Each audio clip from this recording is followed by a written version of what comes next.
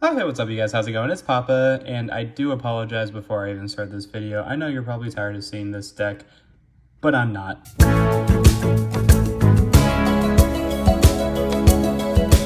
How's it going, guys? It's Papa, and today we are going to be talking about Live Twin Runick Spright, post Age of Overlord, post Rarity Collection, post Malone. I still really enjoy playing this deck. I just like what the deck does for you. I mean, it's really simple. Anyone can play this, and the Runick cards just help make this deck just a little bit more viable. I know I haven't shown you guys a Runick version of this deck, surprisingly, with how much this has been on my channel, but today I'm going to show you guys a Runick Live Twin Spright list that I have been getting requested for, surprisingly, so I'm gonna go ahead and give the people what they want. So I'm not gonna go too far into it. I mean, of course, I'm gonna explain like ratios and everything else when I get to them, but the deck is very standard. I mean, it's super straight to the point, but let's just go ahead and jump into the deck profile.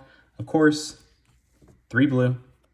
I play 2 jet. I see people play 1, and you can play 1. I just like playing 2 jets because I play 2 targets, so I'll show you. We play 1 red, 1 carrot, and then I play 1 starter and 1 smasher. And I know what you're thinking, why are you playing smasher when you're playing Runick cards? And I get that, I really do, but going second, this card actually just helps you a lot. This card just puts in a whole lot of work by itself, and then if it does become to where you don't need it, you can always just pitch it off of Hugin to search your fountain, but it really just depends on the situation. But that's also just why I play the 2 jets, because I wanted to have 2 targets, because when I was playing 1 jet, I ended up running out of like just gas, I want to say, because most of the time the jet was getting stopped because jet got starter and starter got basically red or the carrot, whatever you needed. But I wanted to have 2 targets, and basically instead of playing a second starter, I just opted for 1 smasher, just because again it is once per turn. So I just opted for this lineup, and honestly so far it's been working out really nice for me. So very small Spright lineup, no more no less. Moving on to the Live Twin component, 3 Lilla, 2 Kiss a Kill, 1 Frost, and then 1 Sunny Snitch. Granted, Droll is still really heavy in the format, so I opted to just play as minimal Live Twins as possible, because the Runick cards basically just help you get into your engine,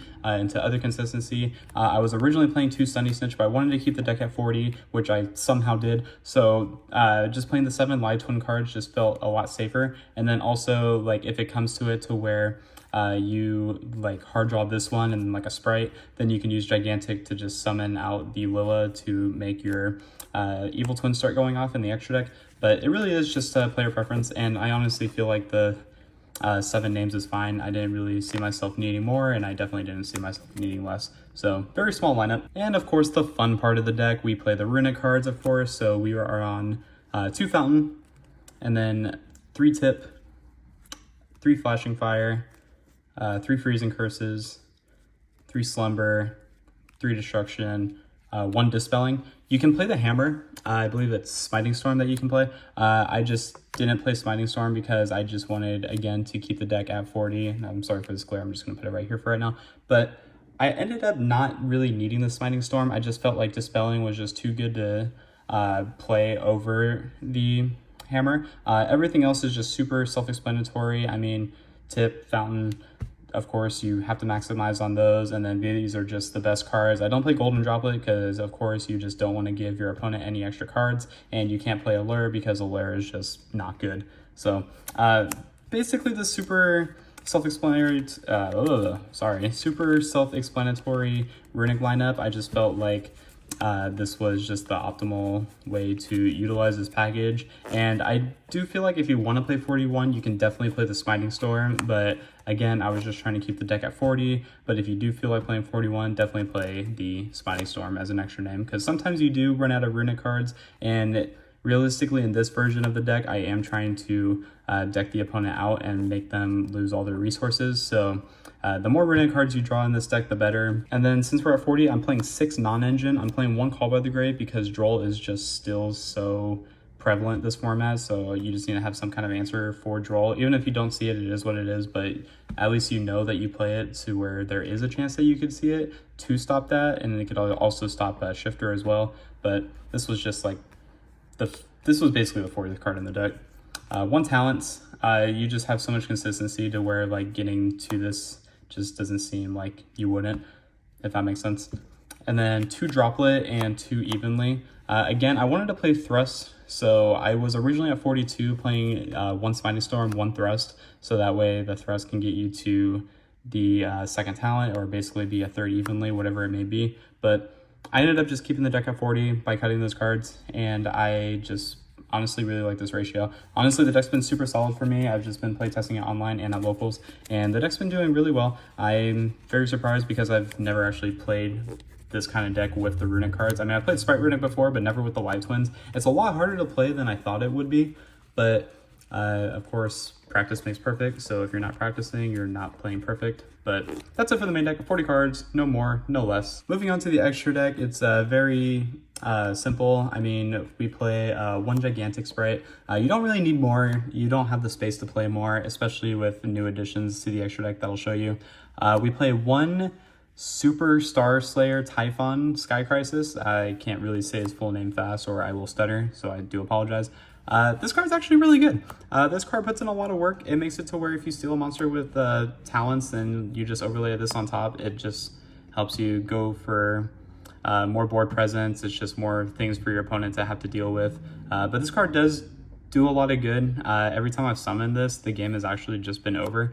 So I'm actually a very big fan of this card, and I do encourage you to try it out. It's basically just a second Zeus, which we're not even playing in the extra deck, but this card's really good. 1 Dark Charmer, 1 Masquerena, 1 Little Knight. I'm sorry for all you budget players, but I just feel like if you are going to be playing Spright, you should definitely be playing Little Knight, because this card just does so much work for you.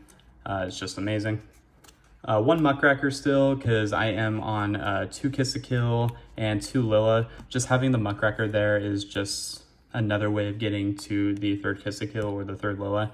I mean, it really just depends on preference again, because you could just play 3 Kiss a Kill and cut the Muckracker and still play the 2 Lillas, but I just thought 2 and 2 with the 1 is fine. I mean, I never really make the Muckracker, but it's just there to be there at this point. And then 1 Trouble Sunny, of course. We play 1 Underworld Goddess just as extra link fodder, and that's basically all it's there for. It just helps deal with like towers. It deals with like the Pirelli Nor, so it's just pretty good there. It's also good against Psychic and Punisher, which is a card that I have run up against while playing this deck, so very cool there. 2 Hugin, and then 1 Gary. I mean, card's just there to get fountain, but that's it for the extra deck. I'm going to give you guys just a little quick glance at the side deck just to show you like what I was running, but it's not fully finished yet. I mean, I definitely feel like there are some cards that I want to change for the side deck. So the side deck is very self-explanatory. It's super easy. Of course, we're on 3 Droll, 3 Nibiru. I was playing 1 Ibly.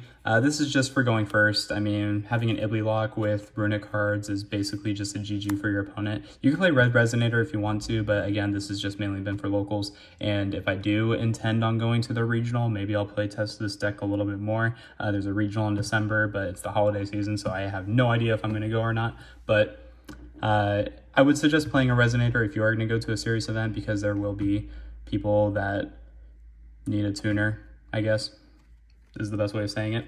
And then I'm on 3 Book of Eclipse. I just feel like this card is still really good, and this is just a good out for like Fenrir boards where they can just banish your Runick Fountain, which you don't want to happen. But this card still puts in work. It's still good against like Vanadium decks, and then also like Tier, it's really good against, because when you Book of Eclipse someone and then you go evenly matched, like the game's basically over from there. So very good card. 2 Lightning Storm, and then triple Solemn Judgment to round off the side deck. But yeah, guys, that's gonna go ahead and do it for the deck profile. I mean, it's nothing, again, super like hype to talk about. I mean, it's still a deck that I really enjoy playing, but it is a deck that I know you guys are kind of tired of seeing at this point. But as soon as like every time somebody recommends that I play it or like give them just a brief rundown, of course it's going to be on the channel, and I had to do one anyway because Little Knight is just so cool, and it's just more of a reason to want to play this deck, and that's really about it. But let me know your thoughts on the deck list. I mean, again, it is just a work in progress, as the format is still figuring itself out. We do have the YCS in Richmond this weekend, so that will be really cool. I mean, it's at the time of this recording, so I don't know when this video is going up, but it's still cool to know that there is a YCS, so hopefully we do get to see what like is also going to be like the more popular decks for the format. But that's going to go ahead and do it for this one, and until next time, guys, this has been Papa, and I will catch you all in my next video.